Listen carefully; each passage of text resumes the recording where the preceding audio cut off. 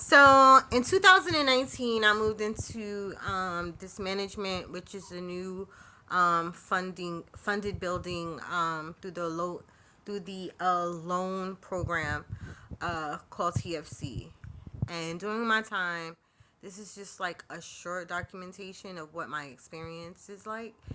Um, so it's not social media savvy, but it is note taking of my personal experience dealing with larger than life management companies, and how they deal with people whose income doesn't exceed the interim of $100,000 or better.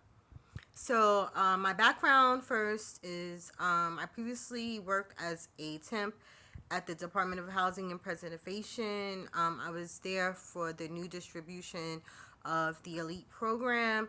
During that time, I worked with implementing new implementing the cases into the new system from all angles. Therefore, I was familiarized with HQS, rent, rent, rent breakdowns, and all of these documentations that have to be uploaded into the system pertaining to the client's cases, what documentations or what letters affiliated with HUD are needed. Later on, I went into submitting 5058s, which is the annual and interim and whatever ledgers that need to be posted and sent to HUD through submissions through the IT department.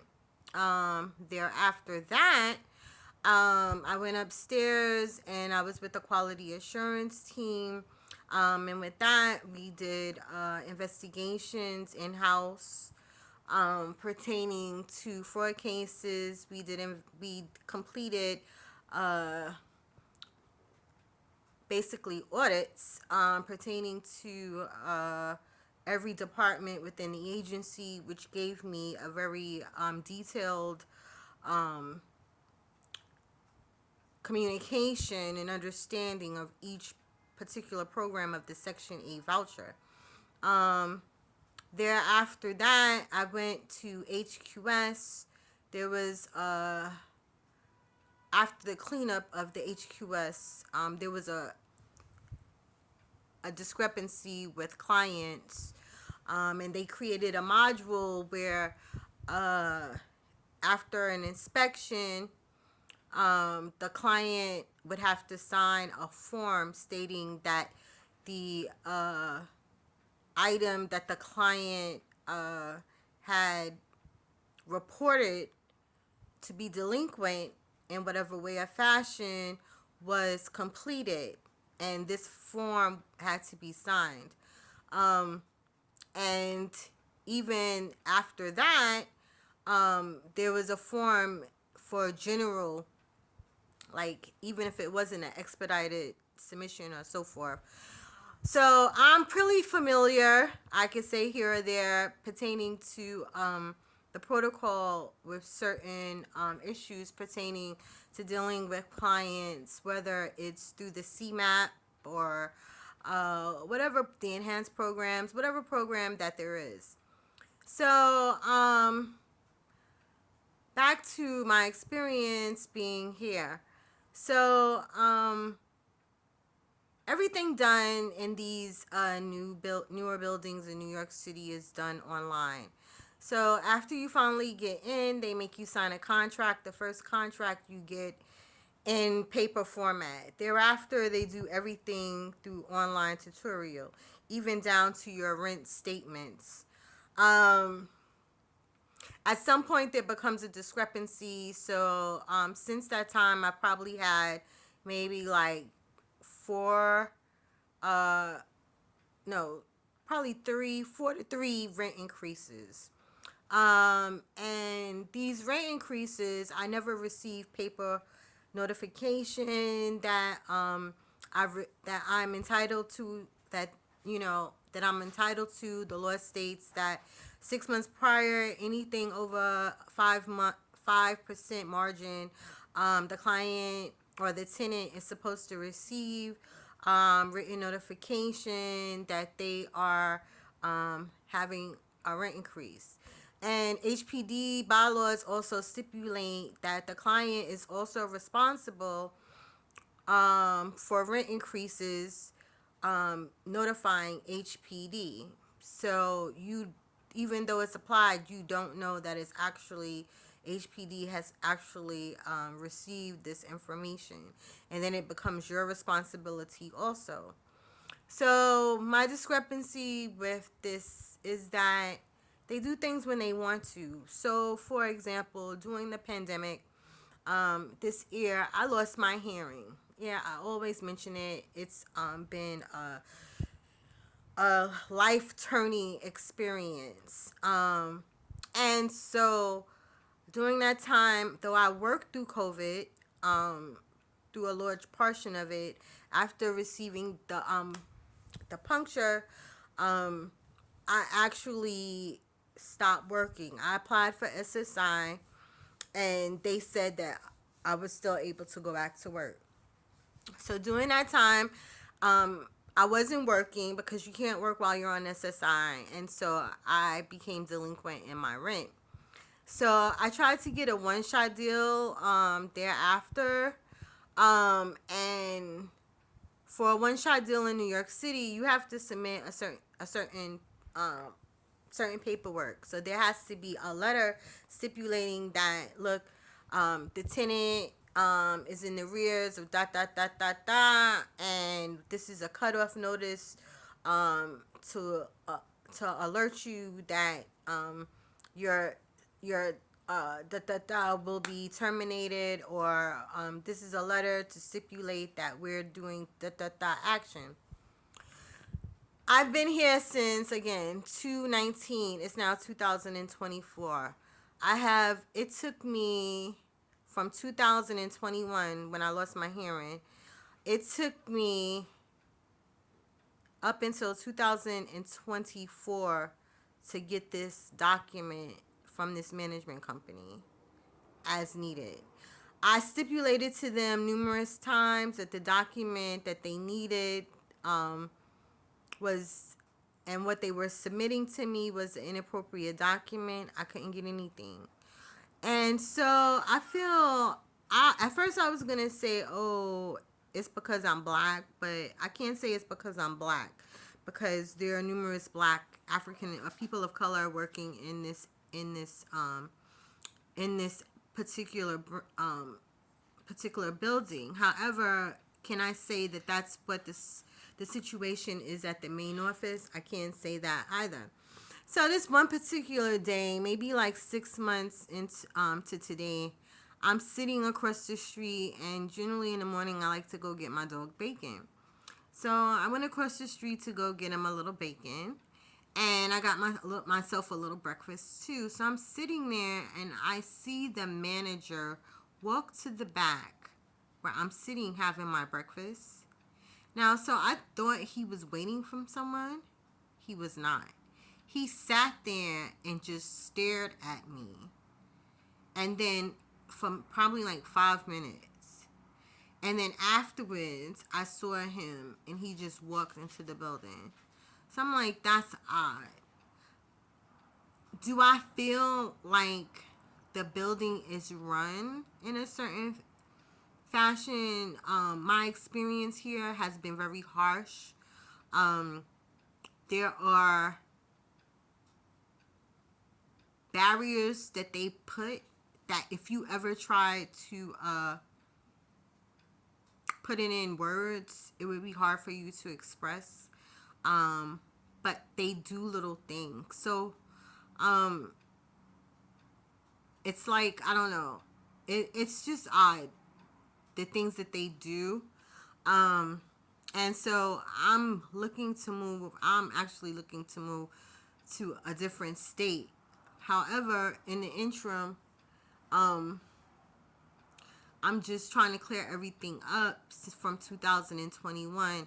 The other discrepancy that I had with the building was that during the pandemic, they sent out an agenda telling all of the tenants within the building that they were not collecting fees for amenities. So the fees for amenities are $50 a month, which equals to $600 a year.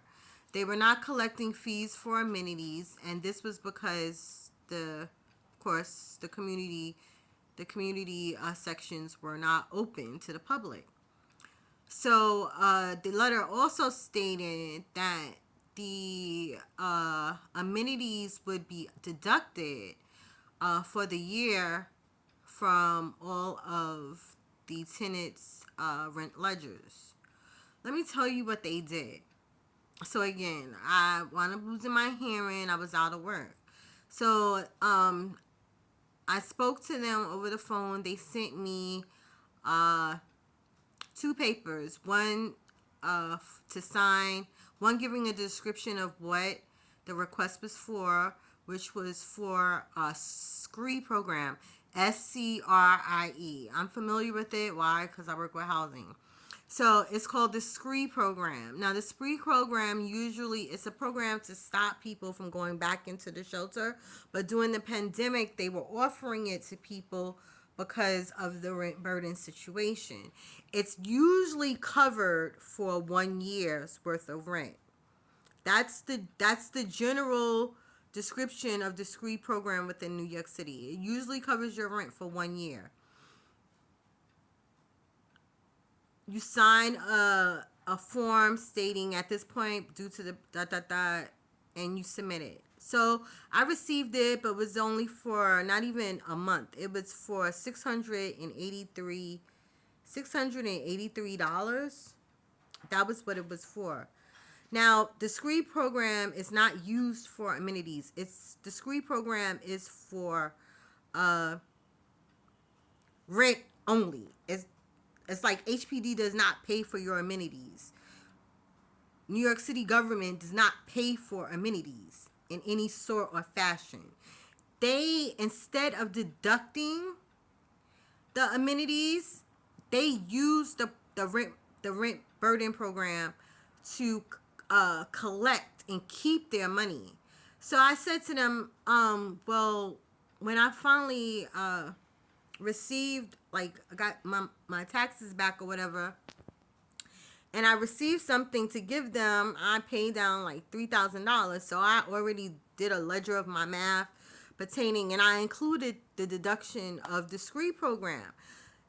So they was like, oh, well, that was for your community fee. And I'm like, my community fee? I'm like, this program doesn't pay for community fees. Nothing with the city pays for a community fee. Unless it's something that's pertaining to disability, and that's a whole different program. And not even that, everybody gets it. So they're not going to do that for no pandemic. They did not take it off. They did not do as they stated on the agenda pertaining to the pandemic. And I've been going through it. So, like, it's just little things that you can't really clarify, but you notice. Like, if you're, I won't even say, I don't like to throw spiritual into the complex of talking about things of business.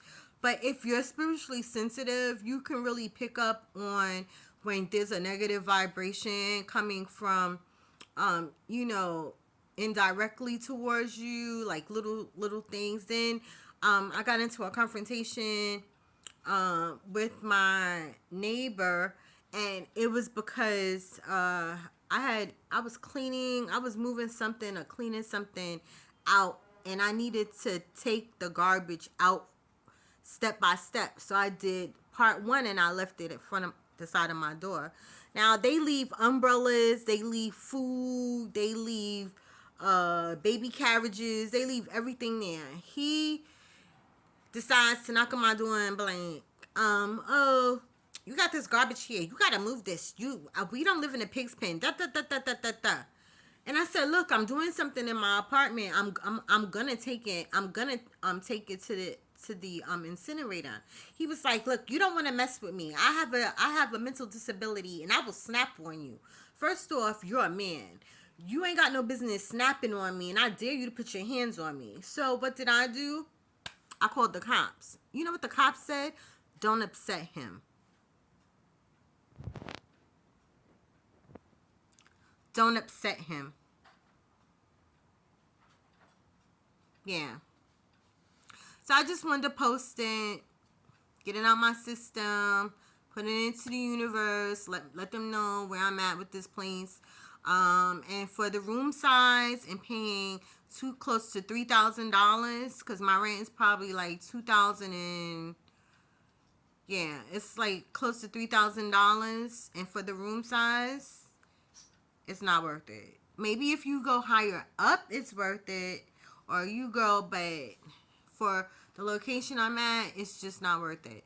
So I'm looking to move. I have no idea how this process is gonna go because I'm starting a couple of other ventures, and I'm transitioning into some things.